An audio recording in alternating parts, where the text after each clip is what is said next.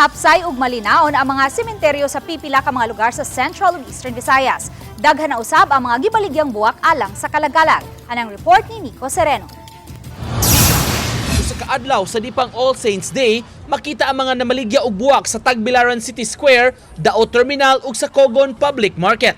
Bisaka ang presyo sa mga buwak nga matud paggiangkat gikan pa sa Cebu, Cagayan de Oro City ug sa Bukidnon. Matud sa mga manindahay, halinon ang lain-laing color sa chrysanthemum, Malaysian mums, rose ug anthurium.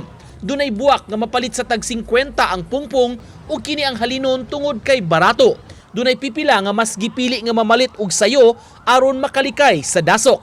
Giangkon sa mga tindera nga mas mutaas pa ang presyo ilabi na ugmang adlaw. Sa Catbalogan City sa probinsya sa Samar, ubay-ubay na sab ang mga buwak nga naka-display para sa All Saints ug All Souls Day. All systems go na usab sa pagpangandam.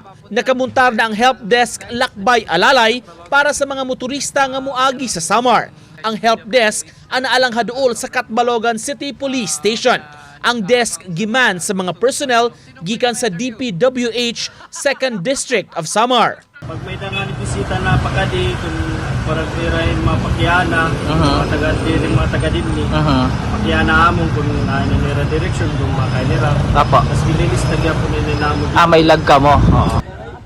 Hanay na usab ang Ginsurongan Public Cemetery ang pinakadakong samang sa Catbalogan City. Dunay pipila na lang nga nag-apas nga malimpyuhan ang panteon sa mga mahal sa kinabuhi nga mitaliwan. Gamit ang public address system, gipahimangnuan sa Chief Tanod sa Barangay Ginsurongan ang publiko sa mga dapat buhaton. Para mamintin ang kalimpyo, atong karsada, ganang mga alimnon, maprobiteran liwat, ang mga magrawat na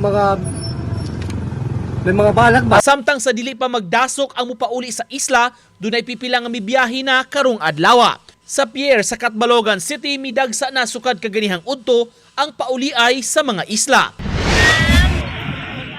Andam na sab ang lungsod sa Giwan, Eastern Samar sa pagtimaan sa kalagkalag. Ubay-ubay na sab ang namaligya og buwak sa lungsod haduol sa ilang public market. Lakip sa gibaligya ang nagkadaiyang pagkaon sama sa puto, bibingka ug suman. Nico Sereno, Balitang Bisdak.